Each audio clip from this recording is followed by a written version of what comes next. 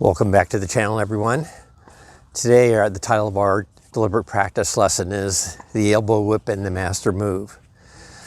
So what we're talking about here is the first move forward from the slot, however the slot is, into the forward part of the swing and then eventually into contact.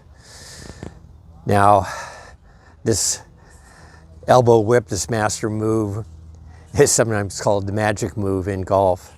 And one of the legends of golf swinging said it's the feeling of greatness. Now, I won't go so far as that, but I'll have to say I'm very excited about presenting this lesson to you and teaching you a little bit how to practice it. Let's get started.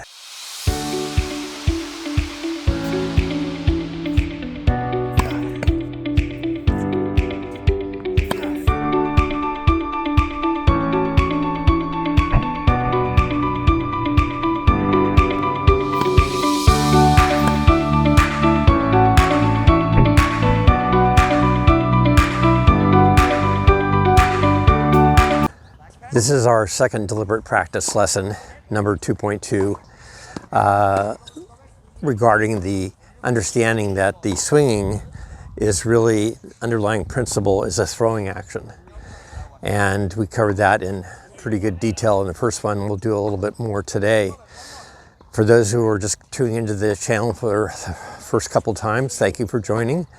You can go and see all the lessons I've given in progression. They're all numbered as overview movement map lessons. And then if you go to the playlist section of the channel, you can look at the numbers there and see which are the deliberate practice sessions that go with the overview. So overview is theory, deliberate practice is the how-to. And since we are going to be throwing and swinging, I remind you, as I did last time, you should do at least 5 minutes of warm-up to warm up your shoulder complex and your elbow. These are the two most vulnerable spots in swinging and throwing.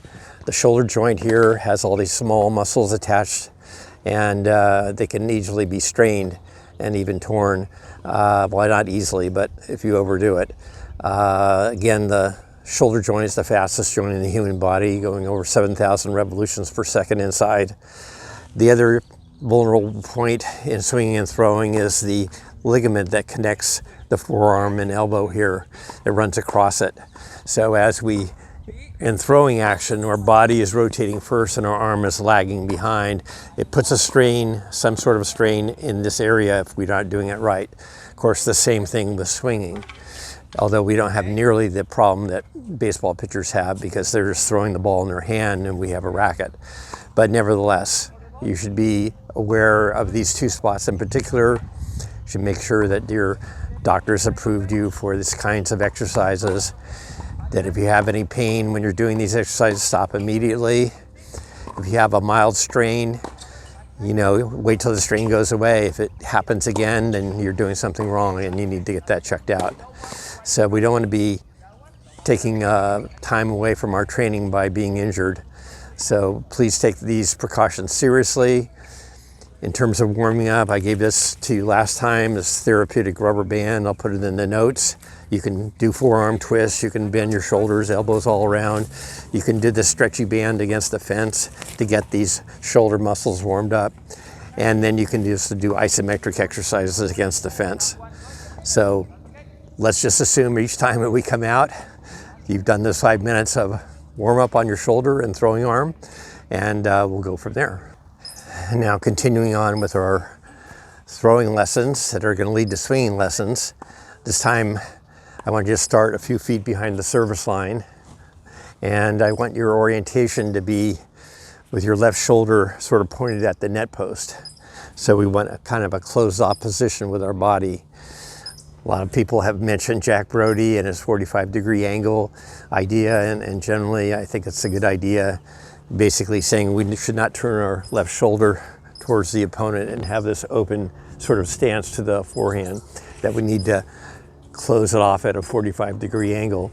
I would just put it simply that we want to, if we can, have time to turn and coil so that the opponent on the other side might see a little bit of our back. They call it showing the numbers in baseball. And that's generally the idea, because we're running all around in all kinds of situations and we can't always get to this precise 45-degree angle or necessarily show our opponent our back. But that's our goal. When we have time or we make time, we try to do that so we can show the opponent our back. Okay, for this, so we're just kind of pointing a left shoulder out to the net post here. And I want you to do 10 warm-up throws like we did last time. I had you throw it sidearm, and I had you throw into the upper half of the fence, so we were only 10 feet away. Well, now we're a little bit farther away, and because I want you to use a little bit more body-driven motion to propel this, but I still want you to have the feeling of looseness and segmentation in all your limbs. So that means not just nothing, not drooping, but not being tense and not being blocky in our movements. We want everything to sort of have its own rotational range of motion and access. And so again, I'm going to ask you to do 10 warm-up throws, nice and easy, feeling very loosey, and we want a high throwing action so that the ball goes about 2 or 3 feet over the net. We don't have to worry too much, but probably, you know, you're going to throw a few into the net and then you make the adjustment to a higher swing path or a throwing path. Or you might throw it 7 or 8 feet higher. Well, then you're going to have to lower it. So each time we do one of these, we're making subtle adjustments and working on our skill. So it might just look like this.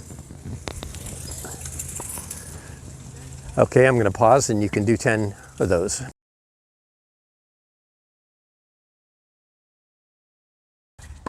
Now we're going to move right into the elbow whip master move concept, and we're going to basically imitate that general motion that we just went through with this high throwing action from a couple feet behind the baseline, and we're just going to do some shadow swings, but we're going to do it in a different way than you've been feeling it. So the problem with recreational players is that they focus too much on their hands and the grip and the racket head and not enough on the body. And so the way to overcome an arm-driven swing, leveraging, pushing the swing, is a pulling action. As I said in my very first lesson, based upon other great instructors, not great instructors, but good instructors, they say that all good ball strikers are pullers and all poor ball strikers are pushers. So we want to be pullers in our swing, not pushers. So how did we start the swing even? Is we can lever the racket back like this, hand split, and we're levering with our elbow and our hand back to this position. We don't want that. We want a gentle pulling motion, and we want that motion to be led by our elbow, just as when we were doing the wax on, wax off. This was a motion basically led by the elbow, even if you didn't realize it. So we're basically just going to be pulling the racket back on the handle, pulling and making it this kind of circle. And we're going to circle back and finally end up in this slotted position where the racket is facing to the side back fence, and our elbow and hand are coiled back. Our forearm is open to the sky like this, I'm showing you. And we're going to pull back into that position, and then into the forward swing, we're going to pull with our elbow leading. So to do that, we need to side bend our body a little bit so there's space here for this to go around with my elbow. We'll leave the racket behind us, and we're gonna throw the racket out on edge. So pulling motion to the back, pulling motion, racket lagging through. Pause to do 10 shadow strokes.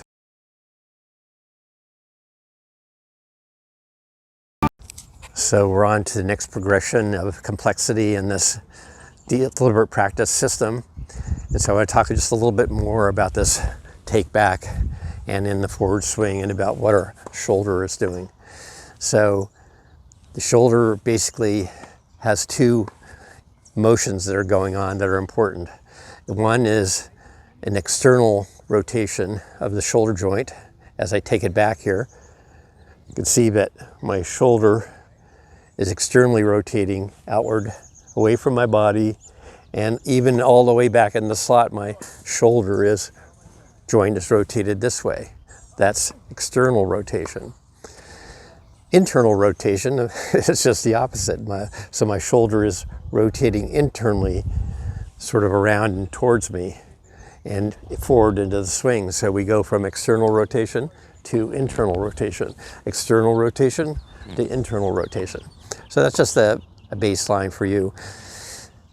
So now in this next phase of practice, we're going to give a little bit more attention to this external internal rotation. So we're going to be taking it back, and let's just choose one of the big three. Let's just choose Federer for now. So he raises up the racket here in his takeaway initial, and he's in shoulders in mild external rotation. He's not doing anything very aggressive. So he's taking it back, and then he lets it sort of drop to the side, but then also in back of him.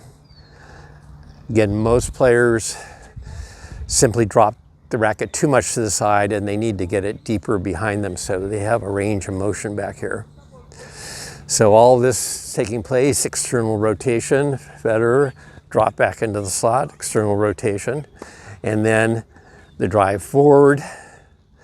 First part of it is very mild, we'll talk about it in detail, but then as we get to the turn of the swing, I want to define this term for you. So this is the first phase, we're coming out of the slot, but as we shoulder turns towards the opponent and past the opponent, this is sort of the turn of the stroke, and this is where we get all the speed in the stroke.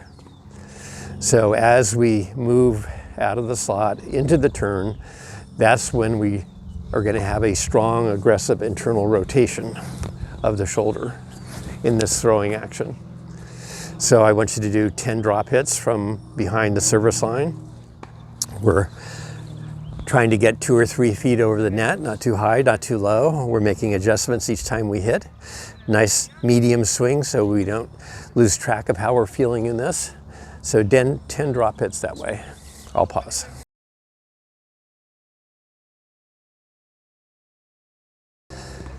So in this next phase of our sequence, I want you to try to add more body power to your swing.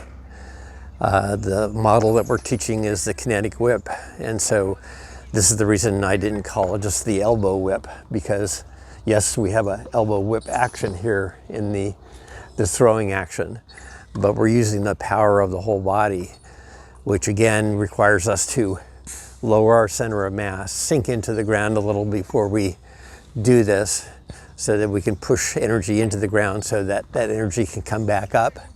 And then, as I talked about in the kinetic chain sequence, that's power moves up slowly through the feet, the ankles, the knees, into the hips.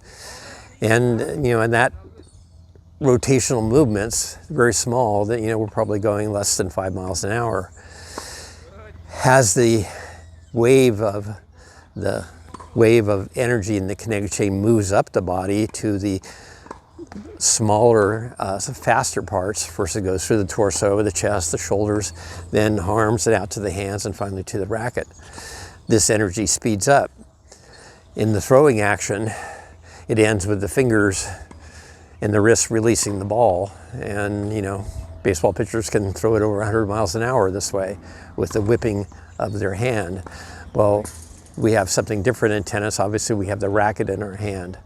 And that's the element that's going to be the whipping part. And so this is the reason that while the hand is only going 20 miles an hour around our body, if we have the right motion and right setup for the kinetic whip, the racket itself swung around the circle can go 80 miles an hour and more. So that's the whipping action that we're looking for. So in this next 10 drop hits, I want you to try to add more of this body-driven energy so that we're no longer in the arm swinging mode, the arming mode. That also can injure you, by the way, if you're doing too much arming. So I want you to have a bigger motion, but then as you take it down from the top, I want you to sink and pivot as you go into the swing. Side bending, giving yourself room for this to go through. And we're going to do 10 medium drop hits over the net, 2 or 3 feet. And we're going to try to make this action as fluid as possible, gathering energy into the ground and then pushing out of the ground and into it. So I'll pause for you to do 10 of those.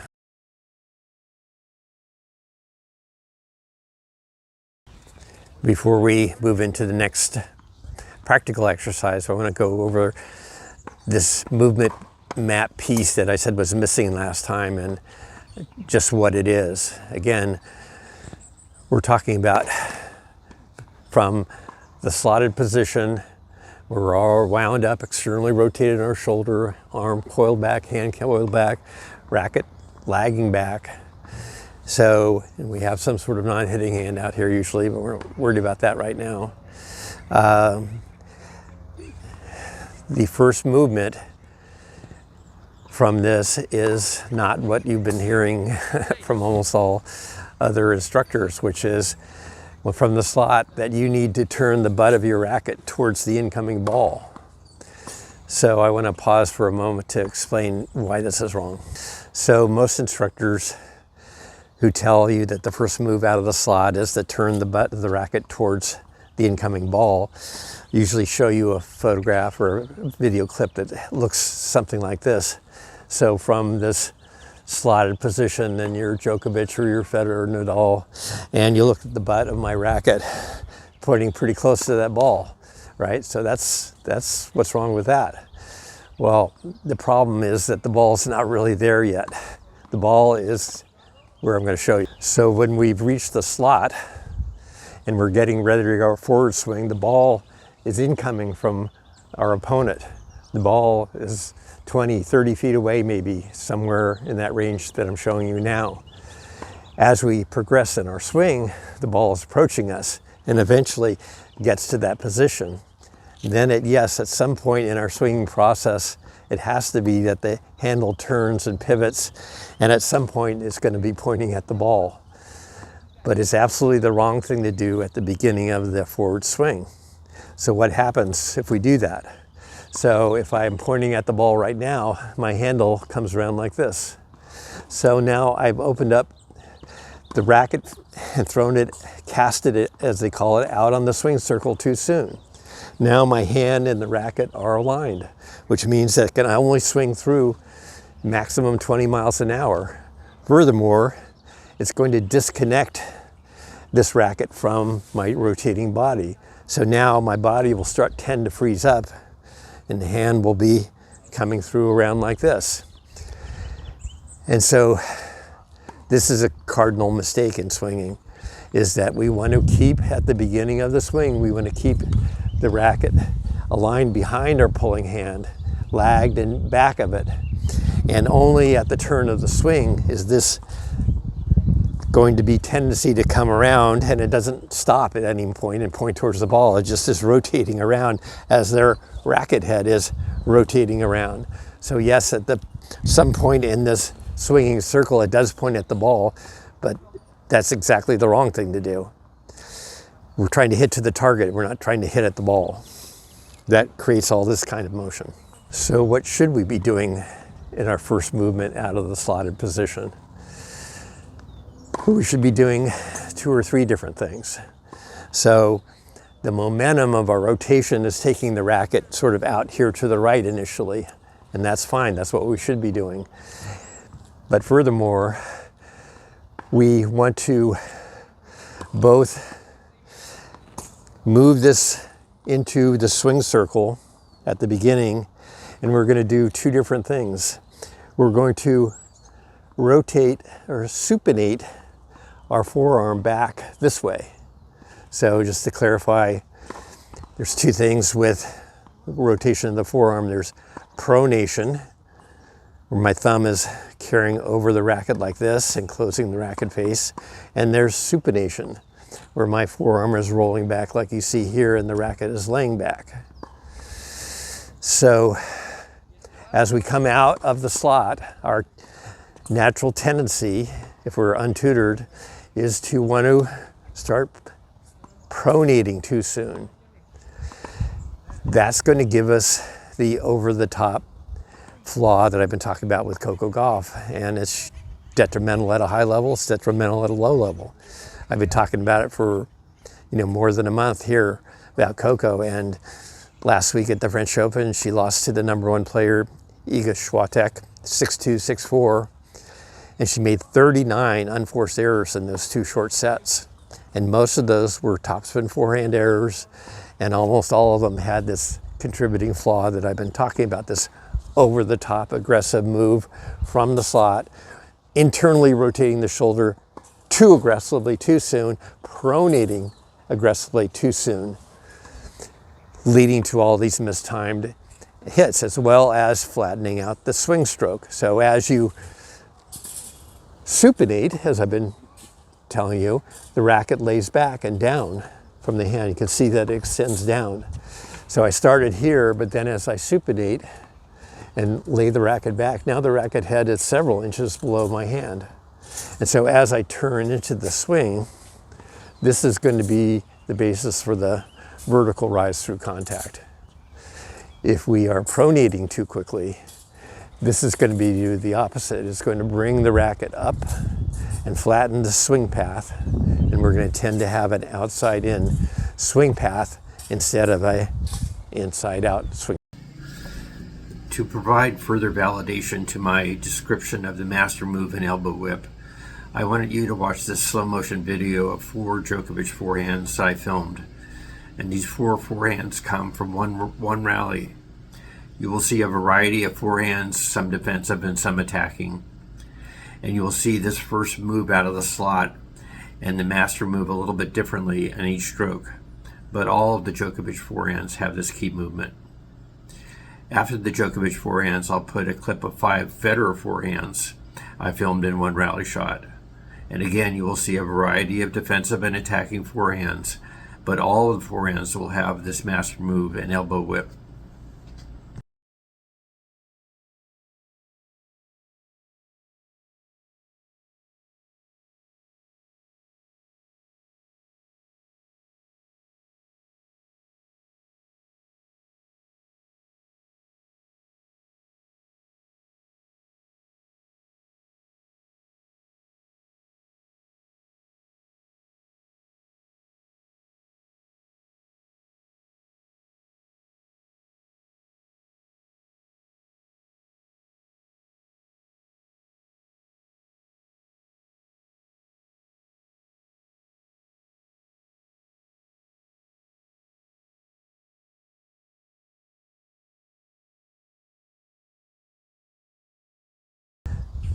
The third movement, of course, that we always have to be concerned with is how are we pulling or pushing this racket. So again, coming out of the slot, we don't want to lose the concept of pulling, and we pull with the inside of our elbow, not pushing around, but pulling.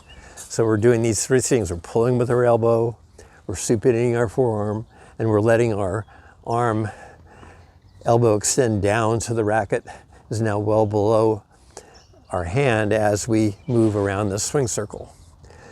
So all of these 3 things then set up the elbow whip, or the whip in my kinetic chain model.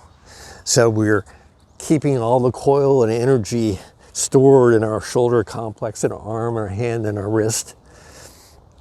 Hopefully we have a semi-Western grip by now in our fingers here. And so as we body pivots first, not hitting arm pulls back, the back here, helping us rotate.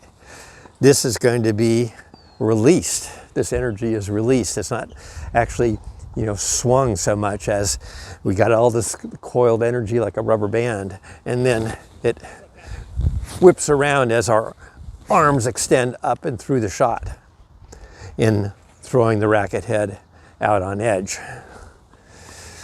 Now, who has this type of swing? Well, I'll give you some links in the bottom of notes section, where you can look at the 2 top players in the world on the men's side now, Jannik Sinner and Carlos Alcaraz. Both have this whip forehand release. Both at the beginning of the stroke, you'll see it in the slow motion video that I'll reference. They have a supinating forearm and a laying back of the racket. There's no early pronation. Carlos, you can see this great loopy shot. He's rolling back like this. Sinner is the classic example of the whip forehand, where his elbow is tucked close to his rotating side, and he can just fire this. He's probably the cleanest hitter on the tour right now on the men's side. On the women's side, for a long time now, and it looks like it's going to continue, the top player is Iga Świątek of Poland. And I'll provide a link there where you can see her slow motion video from the target line that you're seeing now, and you'll see this extreme windshield wiper action, this elbow whip. I would say that it's, you know, maybe not as body oriented as the men, that she really is depending on more of a whipping arm action, but nevertheless, it's a great shot. It's the most dominant shot in women's tennis. And it's dominant for a reason, just as Sinner and Alcaraz's forehand are dominant for a reason. It's exactly this elbow whip release powered by the body. That's really the keys that I want you to keep focusing on, and it does take a while. So in this first practical demonstration, I want you just to do phase one, or problem one, of the movement forward from the slot, which is tucking this elbow in, leading with the elbow, creating the room for it, and laying the racket back, and then just releasing. I'll pause the video for you to do 10 drop hits.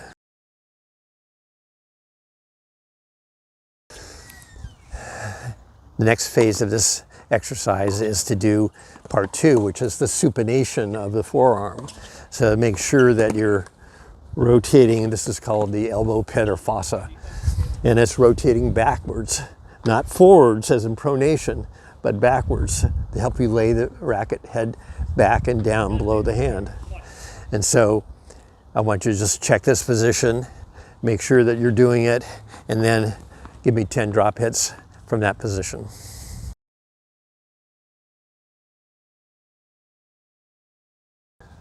So by now you might be wondering, why should I listen to this guy? He sounds a little crazy. And all this stuff about master moves and all the elbow whip, I don't know. I don't know if I should believe him. I don't know if I should practice this. Well, I'm going to give you a couple more demonstrations here and provide some links in the notes so that you can do your own research quickly and verify for yourself if what I'm saying is accurate. So, and this is why I said that, you know, these principles tend to be universal in the swing. So on the golf swing, again, we have a nice wide take back, and at the top of the back swing, it looks something like this. We're wound up, but we're not ready to deliver the club in the way it should be delivered with the ball on the ground. So the most common recreational mistake, just as in tennis, is we are at the top of this backswing and then we're in an aggressive mentality. I really want to hit that ball hard, right? And so what happens?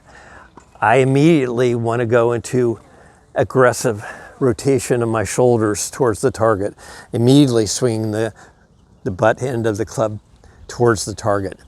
And I want to forcefully throw this around the circle. So you can see exactly the same phenomena. Instead of the club head trailing behind my hands now, the club head is thrown out on the swing circle too soon, casting. And so now we have lost the momentum and power of the body. We're just in an arm swinging action, and it's unsteady and uncertain about how we're going to time down here. Usually the player stands up because they've gotten this too steep coming down, and so they have to stand up and flip through with their hands. So what is the magic move, or the master move in golf? And this was coined by some of the all-time great swingers. I'll give you a few links. Ben Hogan for one, and there's another fellow that you'll see. And so from the top of the backswing back here, we're still not in a slotted position to hit the ball on the ground. So there's a move where the player tucks his right elbow, if he's right-handed, into his body with a side bend, just like we do in tennis. The forearms are supinated back like this, so like this. Now the club head's trailing my pulling hands, and that's the magic move that all great swingers feel. This slotted position, elbow in, forearm supinated back, club laid back in line with the hands. In baseball, we have almost the same phenomenon. We have the hands high and cocked up here, but the ball's coming down here. We have to somehow get this bat down and meet the ball, right? And many instructors, as they do in tennis basically, saying, well, if your hands are high and cocked up here and the ball's coming down here, we need to bring these hands as quickly as possible right at the ball. And this turns the swing into an arm action only. And it opens up and casts the barrel of the bat out on the swing circle too soon. So now, once again, that bat and the hands are in line, and we're swinging around just at the speed of our hands, which is 20 miles an hour. So what is the magic move in baseball? And I'll give you the links to two of the greatest hitters currently, Mike Trout and Aaron Judge, leading home run hitters. So they're up here, right? And you'll see in the video, and I'll give you the seconds to stop at, is their first move is not out here, turning the barrel, the butt towards the target, but it's driven out here and sinking, elbow tucked in, the bat laid back and in line with the hands. Now they preserved all the power and coiling that they build up for the turn of the swing. And so yes, as the turn of the swing happens, the arms extend out and follow pronation right at the end of the swing, bringing the bat up and around. Just as in tennis, the pronation at the end brings the racket up and around. And over the last month, I mentioned Coco Gauff 2 or 3 times about this, because this problem continues with her. She's at the top of the backswing, pulled back here, and then she goes into aggressive rotation of her arms into a early pronating effect all the way back here, flattening out the swing, disconnecting the arm from the rotating body, making this an uncertain timing issue. And just to show you, I'm just not picking on Coco, I'm going to show you a short clip of Pete Sampras, an exhibition match I filmed, where Pete hadn't practiced very much, and it shows. And you can see the same over-the-top action from the slotted position. He starts to pronate too early. The arm gets disconnected from the body, and all of a sudden he stands up stiff, and the racket's going through on its own, pulled into the net and across a swiping action, or driven out of bounds to the left. So just to show that it's not just a few people, it's not just the average person. Some of the greatest players that have ever played the game have common psychological and technique issues that affect the recreational player as well, and that should give you some comfort.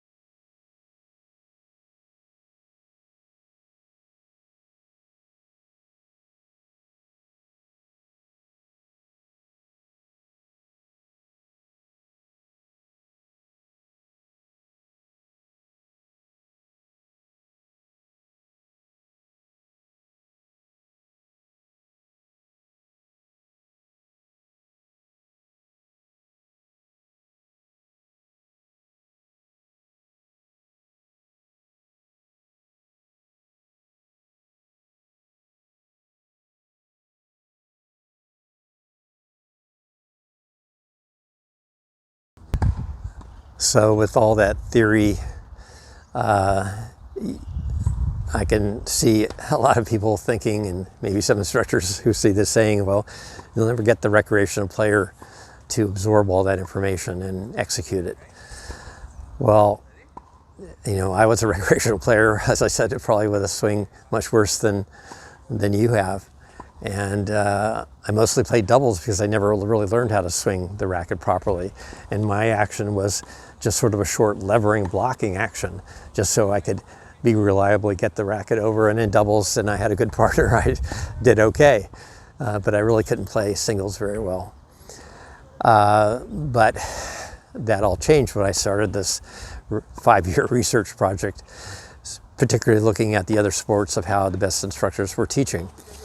And while it's true that you can't just see any video tip, even mine, and expect a player to go out and execute it very well, that's why I'm also preaching the system of deliberate practice.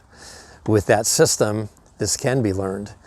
And I'll just highlight a few of this by going back to the clip that opens my sequence, and you can see that in my forehand, I have gone through this process of dropping into the slot. I've gone through the process of supinating my forearm, process of lowering the racket head, and the process of letting my body turn and drive the energy of this whipping action. I'll pause for you to look at that. Here is the forehand in slow motion that I show at the beginning of my videos. And I'll let you see one pass through before I freeze the video and might drop into the slot. You can see my right side bend of my body to make room for my elbow-led swing. You can see the tip of my racket pointed to the back side fence. Now on the first move out of the slot, you can see I'm executing the master move, which is this supination of the hitting arm forearm, the extension down of the racket head from my hand, and the laying back of the racket head in line with my pulling hand.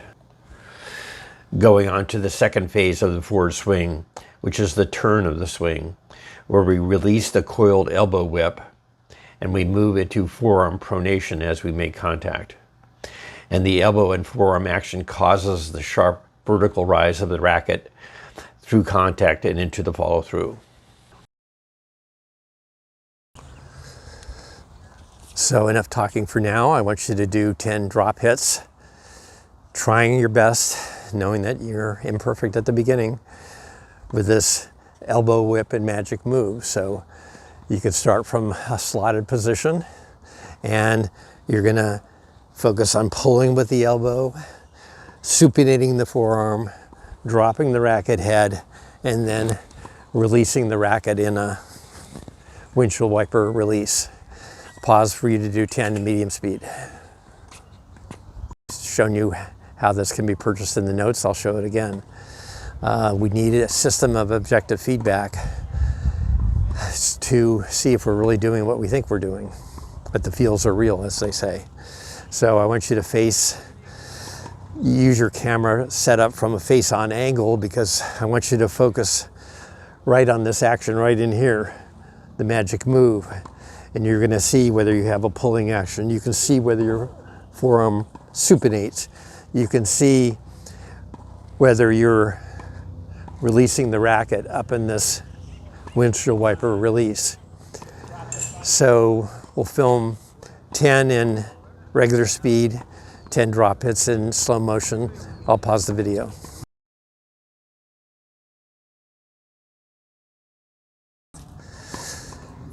So I would agree, I think you would agree that we've covered a lot in this one lesson, and that's why I want you to review your video tonight.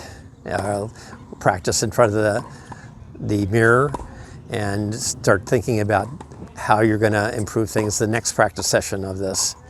Have 1 or 2 or 3 objectives that you're gonna focus on in that next deliberate practice session, and then 2 or 3 more the next, and 2 or 3 more the next.